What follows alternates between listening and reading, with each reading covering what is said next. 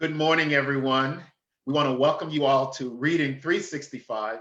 I am Floyd Stokes, and I am joined this morning by two fantastic community activists. We have Dr. Ski from Harrisburg Area Community College, Central Pennsylvania's Community College.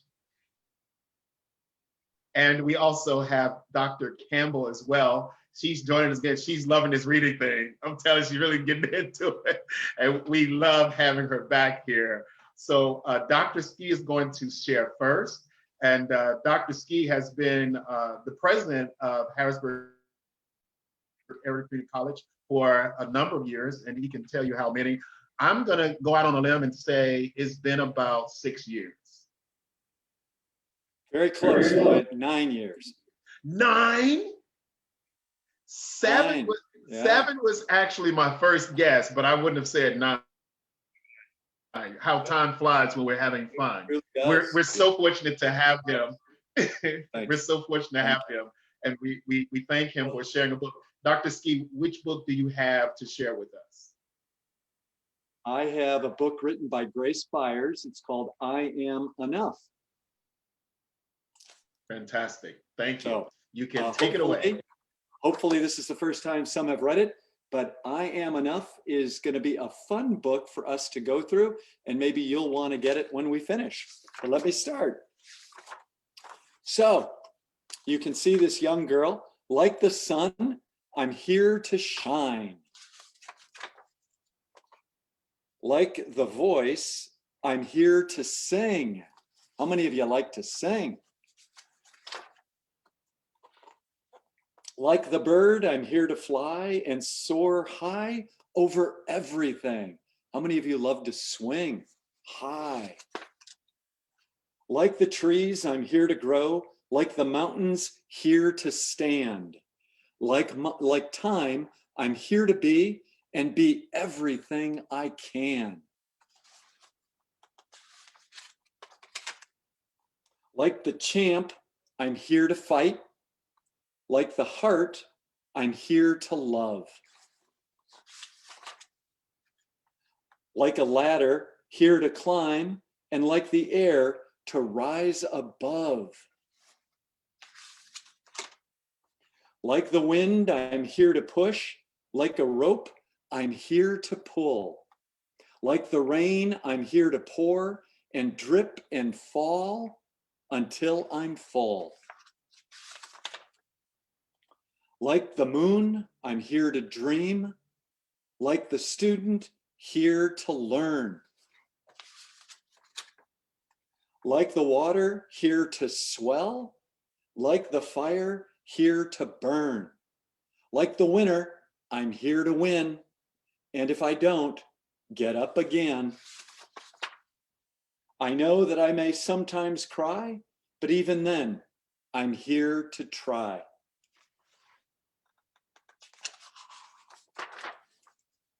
I'm not meant to be like you. You're not meant to be like me. Sometimes we'll get along, and sometimes we will disagree. I know that we don't look the same, our skin, our eyes, our hair, our frame. But that doesn't distance our worth. We both have places here on earth. And in the end, we are right here to live a life of love, not fear. To help each other when it's tough, to stay together. I am enough.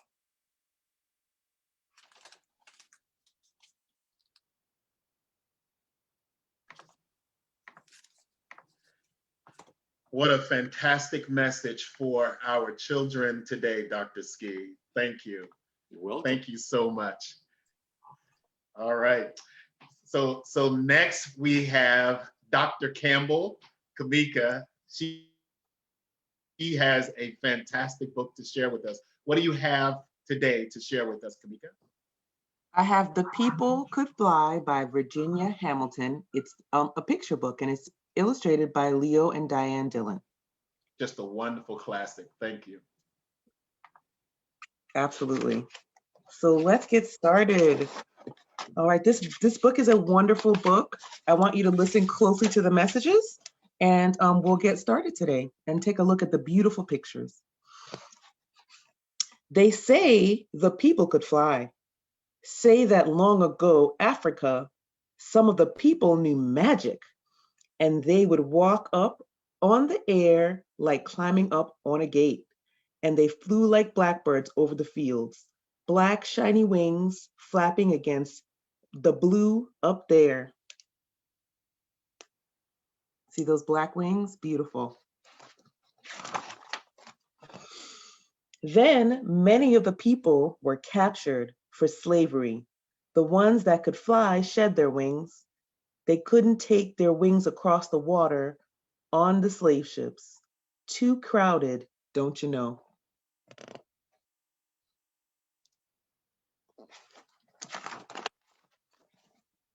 The folks were full of misery then, got sick with the up and down of the sea. So they forgot about flying when they could no longer breathe the sweet scent of Africa. Say the people who could fly kept their power, although they shed their wings.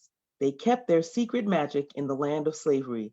They looked the same as the other people from Africa who had been coming over, who had dark skin. Say you couldn't tell any more one who could fly from the one who couldn't.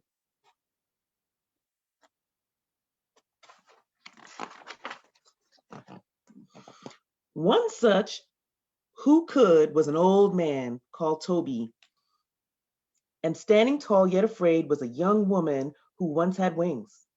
Call her Sarah. Now Sarah carried a babe tied to her back. She trembled to be so hard worked and scorned. The slaves labored in the fields from the sun up to the sun down. The owner of the slaves, calling himself their master, say he was a hard lump of clay, a hard glinty coal, a hard rock pile, wouldn't be moved. His overseer on horseback pointed out the slaves who were slowing down. So the one called driver cracked his whip over the slow ones to make them move faster. That whip was a slice open cut of pain. So they did move faster, had to.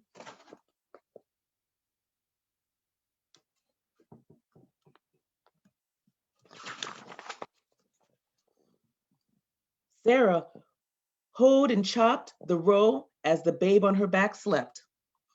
Say the child grew hungry. That babe started bawling too loud. Sarah couldn't stop to feed it, couldn't stop to soothe and quiet it down. She let it cry. She didn't want to. She had no heart to croon to do it. That keep that thing quiet, called the overseer. He pointed his finger at the babe. The woman scrunched low. The driver cracked his whip across the babe anyhow. The babe hollered like any hurt child, and the woman fell to the earth. The old man that was there, Toby, came and helped her to her feet. I must go soon, she told him. Soon, he said. Sarah couldn't stand up straight any longer. She was too weak. The sun burned her face. The babe cried, pity me, oh pity me, say it sounded like. Sarah was so sad and starving, she sat down in the row. Get up, you black cow, called the overseer. He pointed his hand, and the driver's whip snarled around Sarah's legs. Her sack dress tore into rags. Her legs bled onto the earth. She couldn't get up. Toby was there where there was no one to help her and the babe. Now, before it's too late, panted Sarah. Now, father. Yes, daughter, the time has come, Toby answered. Go as you know how to go.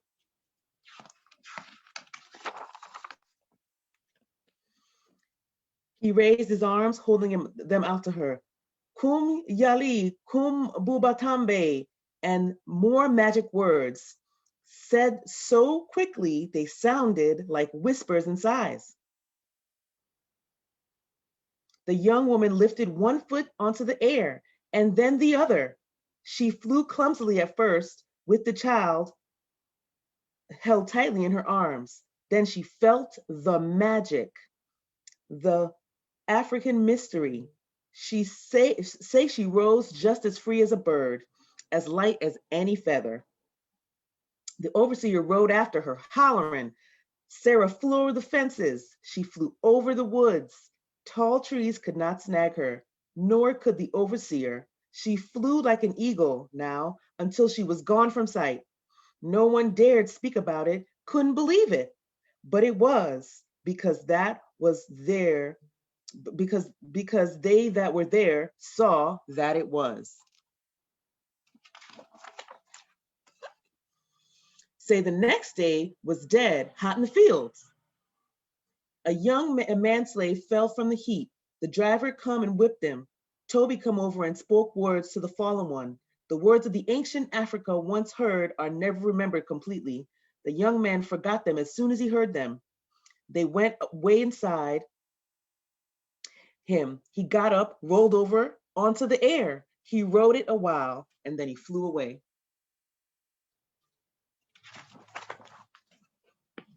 Another and another fell from the heat. Toby was there. He cried out to the fallen and reached his arms out to them. Kum, kunka yali, kum, tambe, whispers and sighs. And they rose too on the air. They had rode the hot breezes. The ones flying were black and shining sticks, wheeling above the head of the overseer. They crossed the roads, the fields, the fences, the streams, and were away. Seize the old man, cried the overseer. I heard him say the magic words. Seize him. The ones calling himself master come running. The driver got his whip ready to curl around old Toby and tie him up. The slave owner took his hip gun from its place. He meant to kill old black Toby, but Toby just laughed. Say he threw his head back and said, hee hee, don't you know who I am? Don't you know some of us in this field? He said it to their faces. We are the ones who fly. And he sighed the ancient words that were a dark promise, and he said them all around to the others in the field under the whip. Bubayali, Bubatambe. There was a great outcrying. The bent backs straightened up. The old and young who were called slaves and could fly joined hands, say like they would ring sing, but they didn't shuffle in a circle. They didn't sing. They rose on the air.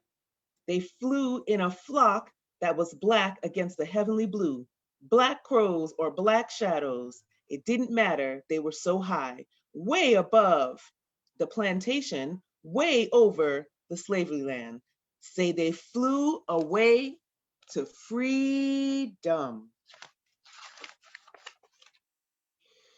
And the old man, old Toby, flew behind them, taking care of them. He wasn't crying, he wasn't laughing, he was the seer. His gaze fell on the plantation where the slaves who could not fly waited.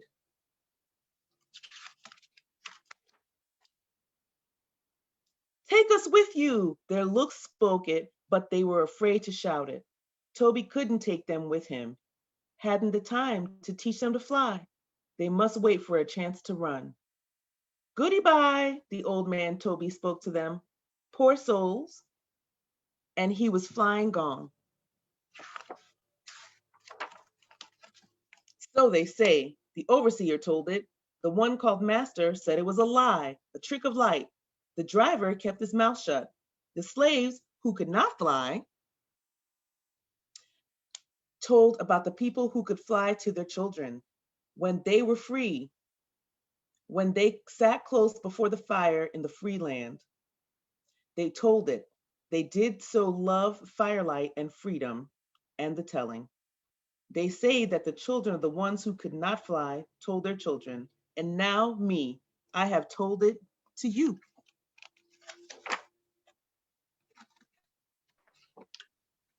The people could fly. Wow. Fantastic job reading. And Yeah, you have it. Sitting ovation, a sitting ovation. Great. Yeah, both books are just fantastic for all our children, but in particular, of course, the children, African Americans. Virginia Hamilton shared a piece of our history in that book in a way that kids can digest it and understand it. And thank you for sharing that. Why did you share that particular book, Kimeka, this morning? I tell this story a lot about um my mother-in-law, my husband's mother. She has been an educator for 40 years, and she is now the principal. She's a retired principal of an elementary school in East Orange, New Jersey. And Oh, wonderful. and one of her, I also, got my beginnings as well as an educator. I taught Spanish and some other cultural programs in Brooklyn for a few years. But what was most interesting when I met her, I was just coming out of K to 12 and going into higher ed. And one of the interesting things about the books that she chose them to edify her Black and Brown students. She has a passion for making sure that her students saw themselves in the literature that they were reading. And I thought that was super important Wonderful. because growing up, we were told that the classics, right? The classics were things that didn't include Black and Brown faces and dress. Like look at these Right. garments, right? These things were not mainstream for Black and Brown students. What was mainstream for us was dominant culture, books. Right. So it was really Right. important to her and remains important to her that Black and Brown students see representation of themselves in literature. So this is one of the books. Yes. This is out of a collection of books that she actually gifted to my husband for some of our work with YPOC and Adopt a Classroom. So we are building a library in the Young Professionals of Color House to have literature like this available for teachers and for families if they want to come and do readings, as soon as we get out of Corona. But they can still come and check them out. It's full of Black literature and Black and Brown faces and garments and cultural things. And so I picked this one because, in particular, I picked this one because it's a story about what happened to the slaves who died in the field. Yes. If you notice. Yeah. And it's reimagined for children, not in a way that dishonors slavery, like some reimaginings of slavery totally take away the significance of what happened, right? And the gravity of what happened. Yes. But this book honors our ancestors who died in the field in a very beautiful way. So this is one of the reasons why I chose it is because, very well done. Right, we think that death is the end, but it's not. And I think that this book illustrates that very beautifully.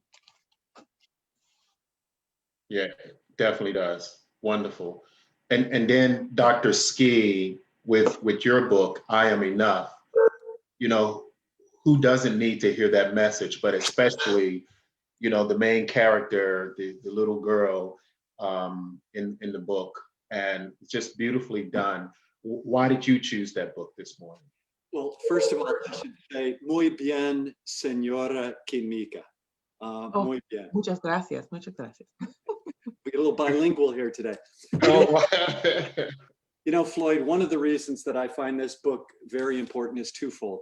I started my teaching career in the inner city of Chicago, and I came to realize very quickly that not all the students felt the same way about their future in education. For many of the students, especially our brown and Black students in that school, there wasn't a lot of talk about post-secondary education. There wasn't this talk about college. There were a lot of excuses. I can't do it. No one else in my family has done it. It's not possible for me. I don't have the money. Now, there were many white children that would say that as well, but the vast majority of my Black and brown students always said that. So this has always been very important to me. I am enough. And, as being fortunate enough and privileged to be the president of the largest community college in Pennsylvania, it's important that we get that message out that you are enough, that you are able, and there are resources available. For anyone to say they can't, it really is wrong, because there's financial resources available. And once you get to the college, which is open access, so everybody is accepted at the college, everybody. And then our job is to make sure you're successful. And so I just feel it's really important in the books that I have like this, that everybody, and especially our brown and black students, know it's possible. And I want to be that resource to make it possible, to get rid of those negative comments, and to say, I am enough, I am possible, I am able to achieve what I want to do, is so important. And that message needs to be constantly given to them, but also given to their parents, who may have not experienced the opportunities or the possibilities. And so if we can work at enhancing that in our children's lives, that's one of the reasons why I chose this book. Because we are enough, we are possible. We all have different skills. And it's okay to be different. It's really okay. Right. Well, and to your point, you know, and even once you get to the college, there's so many resources. You want to talk about, you know, some other maybe supports for people who may even be handicapped or learning disability. So, you know, they may be a little leery and think that they don't have what it takes to get that degree because they have those kind of struggles. So here is what's wonderful about a community college. And I know that four-year institutions have some of these resources, but we have many individuals who are dedicated just to work with students who have some type of different ability. Disability for some, but we have people who are dedicated their lives to helping people be successful. If you're dyslexics, if you're a variety of different types of issues that you find yourself having, you know, we have people there to help you every step of the way. People who never thought it possible. There are people who will read and sit with you to be there as you take a test, to really understand the questions that are being asked. There's just people who are dedicated their lives to making others be successful and love it. And that's what's exciting. And that's what's exciting about HACC, because most of the people there love doing what they do. What I like to say is our job is to change lives, destinies, and family trees. Those are the three aspects that I think the college is so good at doing. And that's why I hope anybody and everybody listening today will really think about us. You know, I like to say sometimes we're the second chance, or we're that on-ramp again. You know, maybe you had an experience a couple of years ago and it didn't go well for a variety of reasons. Try us again, try it again. I think you'll find that the slogan I like to use is, your future is our focus. Love that. Love that.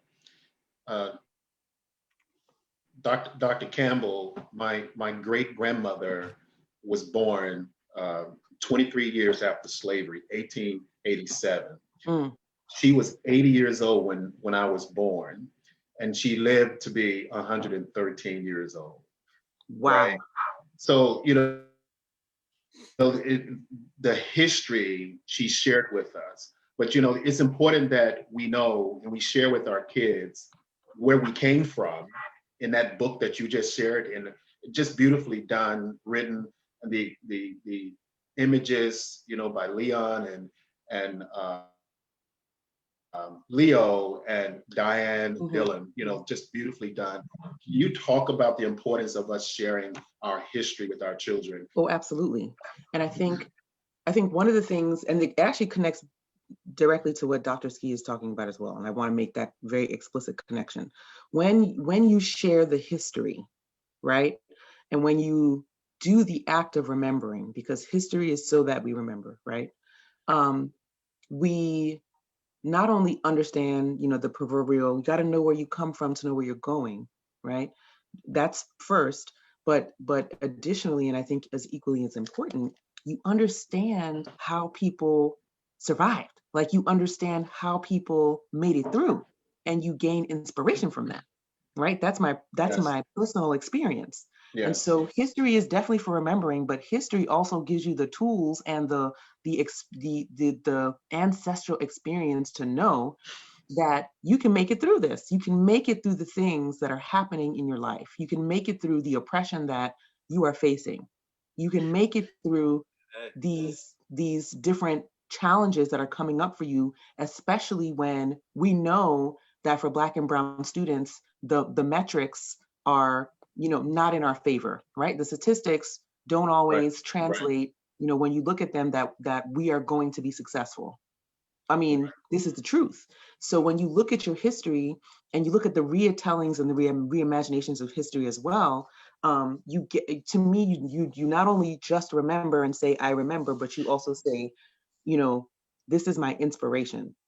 This is how I can understand how to move forward. Adversity will come, but I will, reach out to my community for help. The wonderful part about that I love is old man Toby in here. Old man Toby was the connector to, right? Was the connector from the past to the present, because he was whispering the magic words into the ears of the fallen slaves on the field and telling them they could fly. Woo! Ain't that a word? Your ancestors will whisper to you in the time of need and tell you that you could fly. That's amazing to me. So, I take, this is a book for children, but I take this as an adult too. Like the ancestors and when we're talking ancestors, we're talking your grandmother. We're talking my grandmother. We're talking our ancestors who walk this earth, who's not just their blood, but their knowledge and their spirit lives on through us, right? And they whisper to us all the time through the ancestral ways, all the time, helping us to know that we can go on, get up and fly and be successful in the thing that we want to do. And if you can't fly, like the book was talking about, that there's still another way to be successful. Some of us flew and some of us had to run, and that's a real thing. That's a real thing. Dr. Ski, she's your keynote speaker for graduation. Can I say to you, absolutely, Dr. Campbell, thank you. There's such a connection here this morning. It's great. I wish we were CNN and we could have this conversation for a while. But the two things that I think about has to do with, I saw it and I wish I was looking for it quickly and I don't have it. There is a marker in Georgia or Mississippi, your home state, Floyd, or somewhere, that talks about so-and-so was born here, and it goes through kind of a short verse, and then it says she is the great-great-grandmother of Michelle Obama. It was a very creative kind of like historical marker. So, that is just phenomenal. And, to see someone like Vice President-elect Kamala Harris, Michelle Obama and others who, are continuing to pave the way. It's exciting. But the one thing I would say is, I wish that there was a way that white folks, me included, could hear more about the rich history. I was fortunate because I was schooled by some very prominent African-American educators who really got off course and got off of the traditional, like you were saying, the classics and all the rest of that, and brought in African-American history and all the rest that wasn't written much about. And I think so much as we try to heal our area, our region, our state, our nation, that's part of what we need to do. Is people need to be educated, they need to be informed. And that's why I think your book was excellent in the way you presented it, because it ties into I am enough. We can fly, we can run, we can walk, however we have to. I think Luther King or Rosa Parks, who's yesterday we celebrated kind of her day, 60 some years ago, December 1st, when she sat as she did. Just say, if you got to walk, walk. If you got to run, run. If you can fly, fly. I mean, we've got to do it. And if you got to sit, like Rosa did. Right. And there's even more recent folks. Even our Floyd, who put together the Black Lives Matter event a couple months ago. That's current example to get people of all races, all ethnicities, all sexual orientations to come together and celebrate who they are in a very peaceful and a very loving way. And it's these kinds of opportunities that I think help us. So if we can get them up to the masses in some way, it would be good. So Floyd, thanks for bringing us together. And in a sense, thank you. Even Dr. Campbell and I didn't talk about the books you're going to read beforehand. Right. There's such a merging integration here that I think the messages are very similar. Yes. The word that keeps coming to my mind is resilience. Right. In both books. And I'll say this, Madison is on the other screen. She's loving this because she's always looking for the connection between the two books. And you all did it so beautifully and so seamlessly. You should invite us back on together again and let's see what I would say yes to that. Definitely, definitely. Well, thank you all so much. I appreciate you greatly being a part in enhancing Reading 365 and adding your talent and your intelligence to the conversation and your books. Thank you so much for taking time out of your busy schedule. You both are very good multitaskers, and I know that. So thank you. All right, everybody, have a great day. We'll see you tomorrow at 11 o'clock every single day till September 30th, 2021. Goodbye. See ya.